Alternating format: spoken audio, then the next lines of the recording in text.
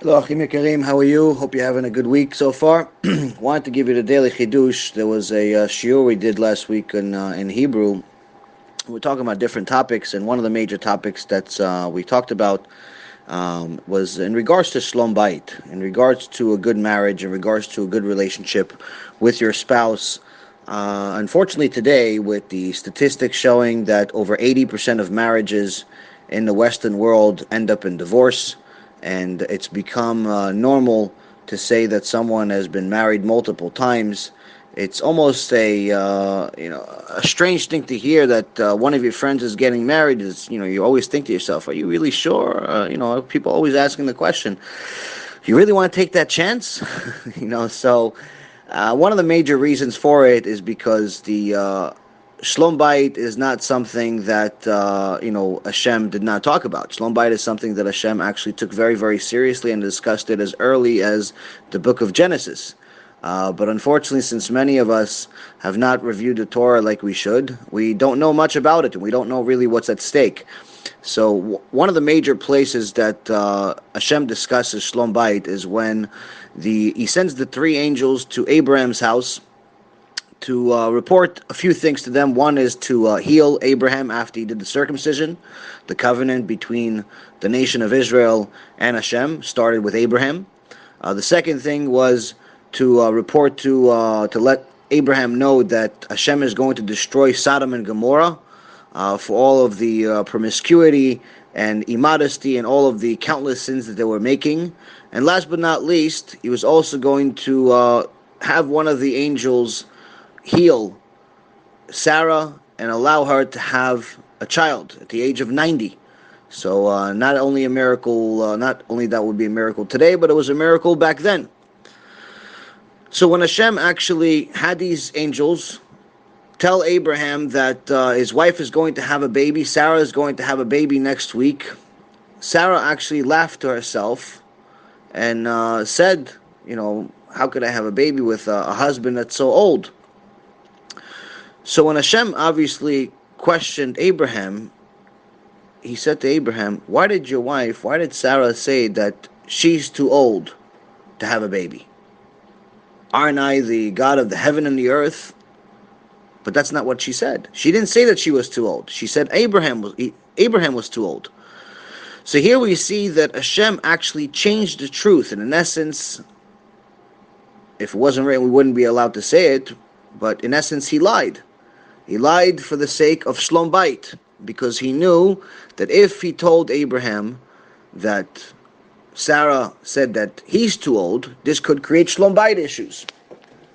This is one of several places in the Torah that Hashem is explaining to us how significant Shalom Bayit is, how significant a good marriage is, a good relationship in the home is. In essence, what he's trying to tell us is that you're allowed to erase his name, Chas v'Shalom, for the purpose of achieving Shalom Bayit. And this is also what we learn in Parashat Sotah. When a wayward woman, a woman that's accused of cheating, is questioned, one of the ways that they find out the truth is by bringing her to the Bet HaMikdash, writing the name of Hashem on a scroll and putting it into water, into the holy water, and then the ink from the scroll gets erased. Hashem's name gets erased, which is a sin. But for this, Hashem says He wants us to do it. Why? Because once she drinks this water, we're going to know the truth. If she cheated, she dies on the spot. If she did not cheat, she gets the biggest blessing. And if she wasn't able to have children, she's now going to be able to have children. If she has children already, her children will be very, very successful and become big Talmidim Chachamim, and so on. So here Hashem is telling us time and time again that He's willing to put His name aside just for the purpose of achieving Shalom Bayit. Now, how do we achieve such a thing? If you see the statistics in today's modern world, not many people are achieving Shalom Bayit. Even if they are religious, they're not always very happy with each other. Sometimes they stay together miserable because they don't want the embarrassment of the community knowing that they couldn't achieve Shalom Bayit, or perhaps they don't want their kids to grow up in a fatherless or motherless home. There's countless things that are considered. So rather than living a miserable life, let's look at a few tips we talked about in the Hebrew Shiur last week that could help us achieve this Shalom Bayit that HaShem is telling us time and time again is so important. First and foremost, for all the men out there, and women actually, that think you could buy Shalom Bayit, the answer is that you cannot buy Shalom Bayit. It doesn't matter how rich the man is and how many cars he buys his wife, or how many rings or diamonds or houses or any of those things that he buys to his wife, you cannot buy Shalom Bayit. If you buy your wife a ring every time you get into a fight, ultimately it actually destroys the relationship rather than builds it, because the fight becomes a benefit, subconscious benefit to the wife. She may not intend to have a fight, but Yetzer Hara in her, she's going to say, well, listen, you know what? If you really heat him up now and you get into a real fight, maybe you're going to end up getting a ring that you wanted. So buying your way out of a fight is not generally a good idea. And in general, it also makes the relationship based on material, which is something that does not last. So yes, it's important to buy your wife presents. The sages tell us that you should buy your wife presents. You buy her flowers at the very least before Shabbat. You should buy a present on Rosh Chodesh. During the holidays, you should always buy your wife some type of dress and things of that nature. And of course, spoil your wife to the best of your abilities if you can. Obviously, don't put yourself into a homeless shelter because your wife wants to have 15 Louis Vuitton bags. But everyone with some common sense would realize this, and a wife that really loves her husband and wants a relationship that lasts will not allow her husband to do such a thing. But that still doesn't help us with Shalom Bayit. How do we achieve Shalom Bayit? So there's a few things we talked about last week that if everyone actually takes this into account and really consider this, you would see that this actually works. Ultimately, we all need to understand that the purpose of any relationship, whether it's a marriage or it's some type of partnership in a business or anything else, the purpose of every relationship is to bring the best out of each other, to make each other better together as a result of being together than you would be if you were alone. So if, let's say, if by alone you're one, with another person, it's supposed to be two. But that's not making yourself better, because in essence you're both staying the same. You're both staying one, and 1 + 1 = 2. That is not necessarily the ultimate good. It's better, but it's not the ultimate good. The ultimate good is to make the best out of each other and make that equation 1 + 1 = more than 2. How do you do that? One of the main things that the man has to do, the husband needs to do in a partnership, in a relationship, in a marriage that he considers as dear to him as HaShem considers Shalom Bayit, dear to him, is by making sure that he's always encouraging the woman to be better, to do better, but not by rebuking her, not by criticizing her, but by complimenting her. Because the woman is a species of feelings. A woman is someone that needs you to talk to her heart. It may not always be the logic that the man is looking for, but you're not talking to a man. So you can't talk to your wife and treat your wife like you treat your friends in the bar or at work. You have to treat your wife like a lady. If you treat your wife like it's your one of the boys that you play baseball with, or you pray minyan with in the morning, then I can assure you that it's only a matter of time before that relationship hits a wall, because no woman in the world wants to be treated like a man. Same concept goes with the woman. The wife has to understand that her husband is not one of her girlfriends. So he doesn't necessarily have the attention span that her girlfriends have, where as soon as he gets into the door from work, he wants to hear about 87 different stories that happened to her girlfriends, and this one said this, and this one said that, and all of those things. The husband is not necessarily very as talkative as the wife, at least not most of us. But at the same token, he's a little bit more of a thinker. Well, at least he's supposed to be. So to him, you have to act with rationale, with things that are not necessarily as much about emotions, but similar to the wife, the husband also needs a lot of compliments. If instead of the wife, as soon as the husband gets to the house, instead of telling him about all the problems that happened to her today, she tells him that hello, how was your day? I really appreciate that you worked so hard. Or give him any type of compliment that she can find.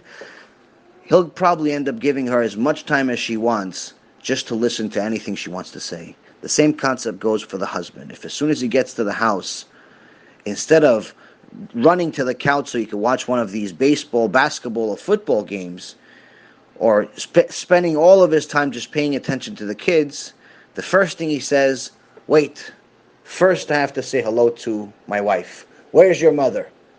Just that alone can buy him the heaven at home. So that's the first thing. Second thing is, in a relationship, you have to understand that if you want it to work, you have to give without expecting anything in return.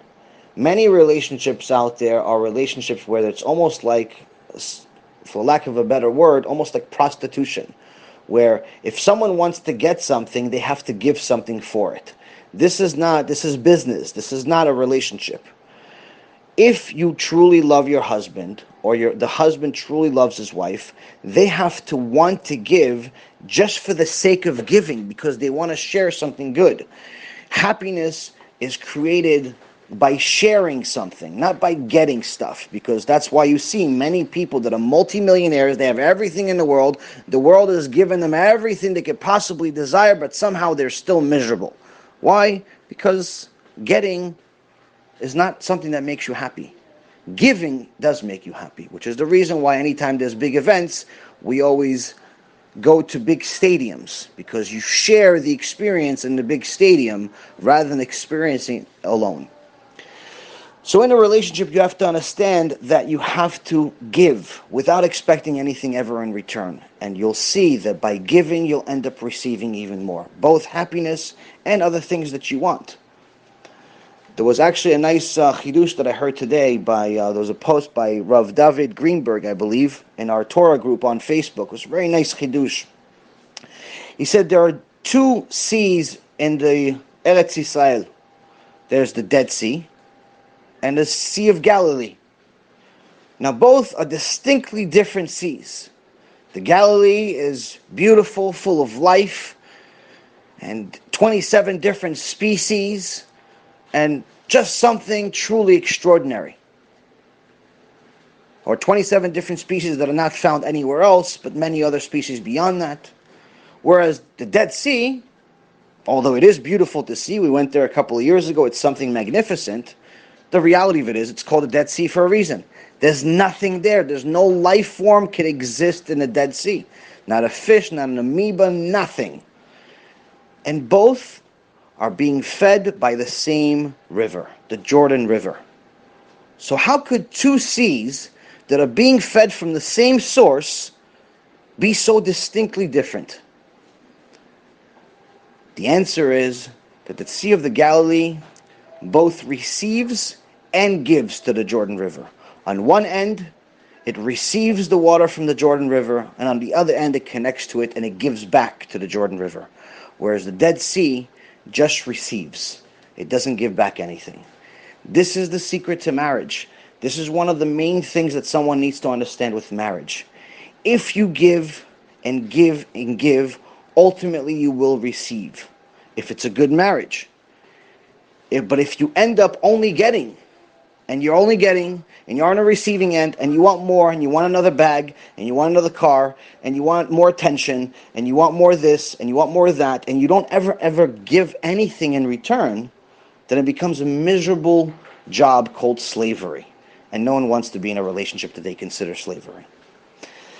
Another point is when to give in.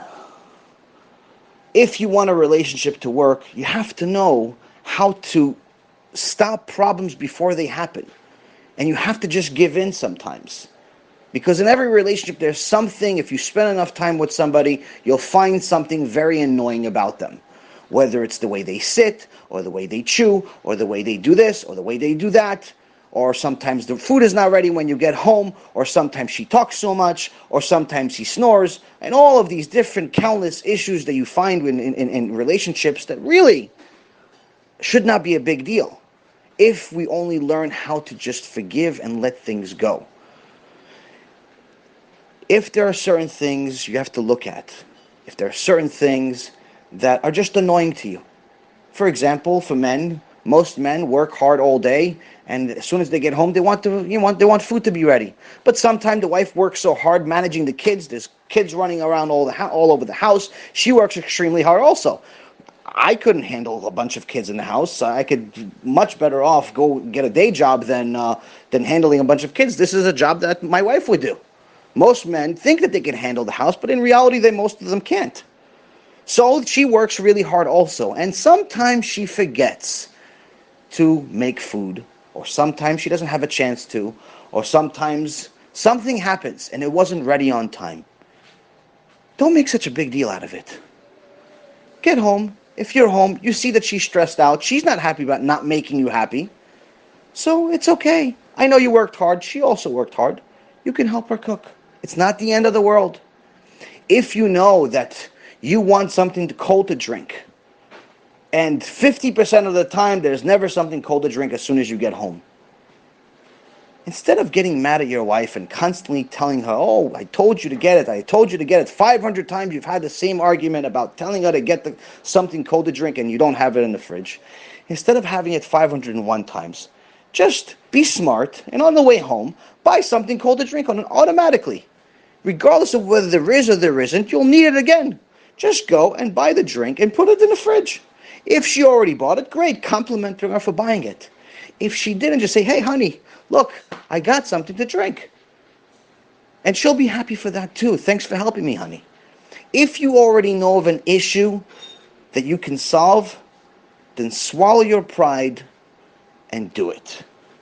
Because that's really the root of most of our problems. Most of the fights in marriage are constantly about being right. Constantly a battle of who is stronger and who is smarter and whose pride looks even better. If we all swallow our pride, just like we learned in that shiur we did last week about how to pick your rabbi, that doesn't only apply to rabbis, that applies to us.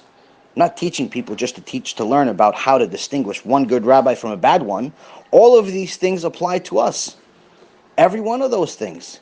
If you want to be a person that's connected to HaShem, you must swallow your pride.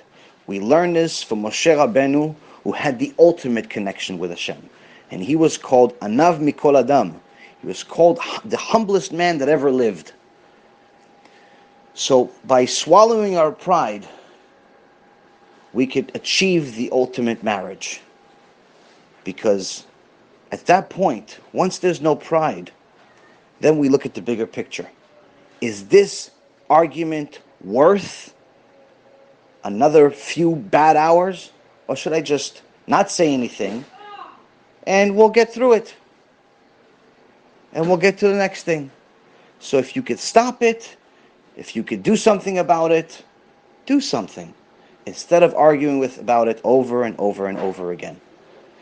So these are just some of the few things that, regarding Shalom Bayit, appreciate each other, value each other, connect to each other, and the ultimate advice that I can give each and every single relationship, whether it's a relationship that's brand new and you just got married, or you're about to get married, or it's a relationship that's been going for 30 or 40 years.